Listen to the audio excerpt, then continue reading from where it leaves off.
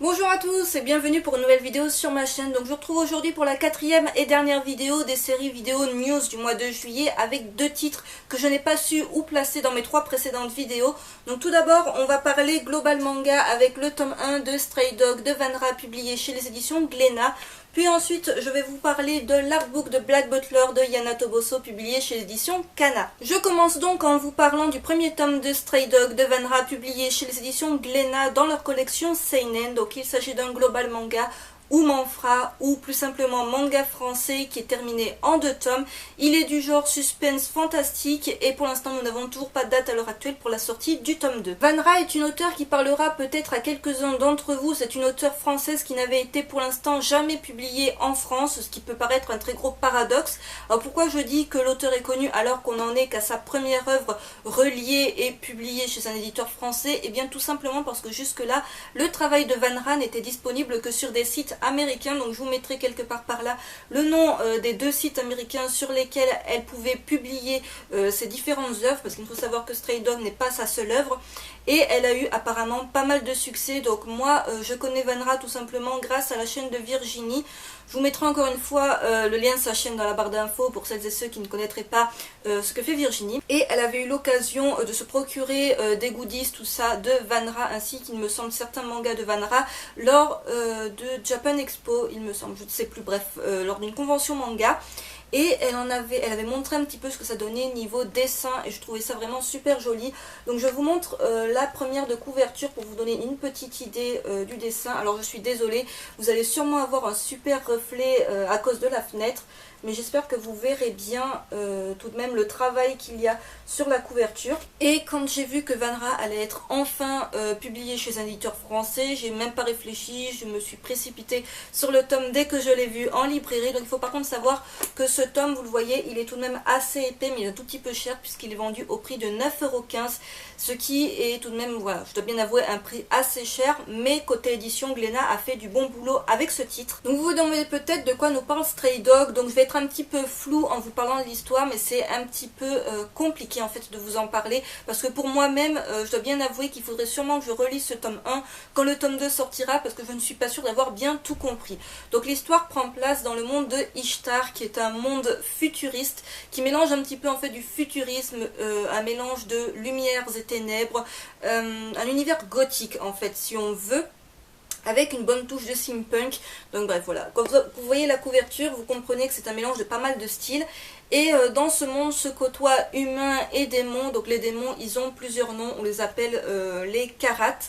Et parmi les démons, il y a différentes classes, différents types de démons. Et on va suivre ce personnage-là, qui s'appelle Tolu, si je ne dis pas de bêtises, oui, qui est un lycan, mais qui n'est pas n'importe quel lycan, puisqu'en fait, à travers ce titre, on va revisiter le mythe de la bête du Gévaudan. Et en fait, c'est très compliqué de vous parler de l'histoire. Ça va être des combats clandestins de démons. On va beaucoup s'intéresser à l'histoire de ce lycan-là, qui n'est pas n'importe quel lycan, puisque c'est un petit peu le dernier de son espèce, donc pas vraiment de tous les lycans, mais voilà, des loups-garous noirs, quelque chose comme ça, bref.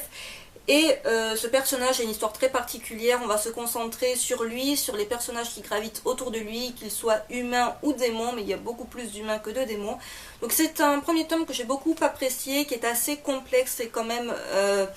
c'est pas évident de tout comprendre, je dois bien avouer, peut-être que je l'ai lu un petit peu trop vite. Il y a pas mal de lectures dans ce tome, donc je vous montre quelques illustrations, parce que côté dessin c'est vraiment super sympa. Si on aime les titres qui vont parler loup-garou, créatures fantastiques de ce genre là, c'est un titre qui pourrait vous plaire. Puis bon, comme vous pouvez le voir, notre personnage principal n'est pas moche du tout. Et quoi vous dire d'autre? Oui, ce manga est bourré de petites références d'actualité. Quand je parle de références d'actualité, c'est d'œuvres comme Twilight, qui est réécrit, mais bon, vous comprenez qu'on parle de Twilight. On parle également à un moment de Breaking Benjamin, donc qui est un groupe américain, si vous connaissez peut-être. Bref, il y a plein de petites références comme ça. Comme avait fait Elsa Brands dans Save Me Pity, elle avait inséré quelques petites références, on va dire, d'actualité dans son manga. Et j'ai trouvé ça franchement pas mal. Donc un très bon premier tome qui a su me convaincre, un univers, voilà, si on aime les univers gothiques où ça va parler magie, démons, avec un chara-design vraiment super beau. Je vous cherche une dernière illustration, voilà. C'est un manga qui, bon, je pense pourra plaire aussi bien aux garçons qu'aux filles, du moment où on aime ce genre de manga fantastique qui est un tout petit peu complexe par contre, où il y a beaucoup de choses à lire et qui est donc un tout petit peu cher. Et je passe à présent à l'artbook de Black Butler de Yana Toboso, publié chez les éditions Kana. Donc apparemment c'est le premier artbook, puisque à la fin de l'artbook, l'auteur annonce qu'il y aura un volume 2, donc j'ai vraiment hâte de voir le volume 2 arriver en France. Je ne sais même pas s'il est sorti ou pas au Japon. Bref, c'est un artbook qui me semble indispensable en tant que fan de Black Butler. Donc je vous avais déjà présenté le mini, alors je crois que c'était caractère guide de Black Butler qui était à 12 €. Donc cet artbook là est vendu au prix de 19,95 €, ce qui je sais est un investissement, mais le livre en lui-même les vaut très très largement. Donc pas énormément de choses à vous en dire. C'est un artbook, donc c'est un livre complètement illustré où l'on va voir, donc là déjà vous avez, je vous montre un petit peu le livre tout de même, vous avez une page calque, je ne sais pas si on verra bien, et derrière vous avez cette sublime illustration. Donc vous avez des illustrations que vous avez déjà vues dans le manga, des illustrations des jaquettes françaises et japonaises, plus japonaises d'ailleurs que françaises. Vous avez des dessins que l'auteur avait fait pour certains événements. Vous avez des petits, la version chibi si je ne dis pas de bêtises. Donc il y a vraiment beaucoup de choses. Vous avez des illustrations sur double page comme celle-ci qui sont vraiment super sympa. Je ne sais vraiment pas si vous verrez avec le reflet, mais c'est vraiment un artbook. Alors il ne me semble pas que vous puissiez le feuilleter en librairie, puisque personnellement quand je l'ai acheté, il était vendu sous plastique, sous blister, et c'est pas plus mal parce qu'au prix que ça coûte, j'aimerais pas acheter un artbook qui soit déjà trop feuilleté ou trop abîmé. Donc je vous montre quelques illustrations. Je ne vais pas tout vous montrer, ce n'est pas l'intérêt, puisque sinon vous n'auriez plus rien à découvrir de cet artbook, mais sachez qu'il est vraiment très très beau, qu'il vaut largement son prix. Donc voilà, ça par exemple c'est une des couvertures, je ne sais plus de quel tome, mais c'est une des couvertures des tomes de la série. La version toute mignonne. Cette illustration là que je trouve super jolie. Voilà, là vous avez encore, je ne sais pas si vous verrez bien, mais c'est une page calque avec derrière, voilà.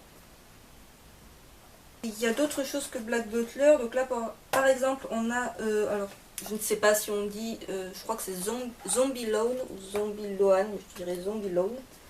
Voilà ce que ça donne. Ça c'est une autre série de Yana Toboso qui pour l'instant n'est pas publiée en France, mais qui doit être disponible en scan j'imagine. Et à la fin ce qui est génial, c'est qu'on a les doubles pages comme ça où l'auteur met une petite note, un petit commentaire sous chacun des dessins pour expliquer pourquoi elle l'a fait, voilà, une petite légende à propos des dessins, à quel moment elle l'a fait, pour quelle raison, etc.